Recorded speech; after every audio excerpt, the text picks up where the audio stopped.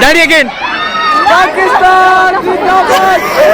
मारथली के new horizon college में दो तलबा एक कॉलेज फेस्ट के दौरान पाकिस्तान जिंदाबाद के नारे लगाते हुए पाए गए, जबकि कुछ और तलबा इन दोनों के साथ झगड़े में शरीक थे।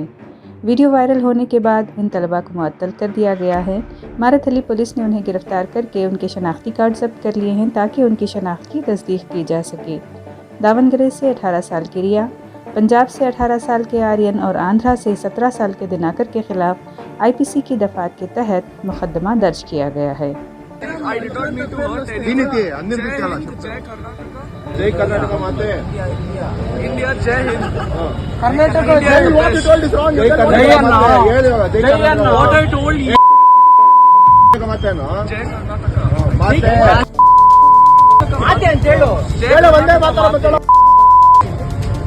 ಮಗನೇ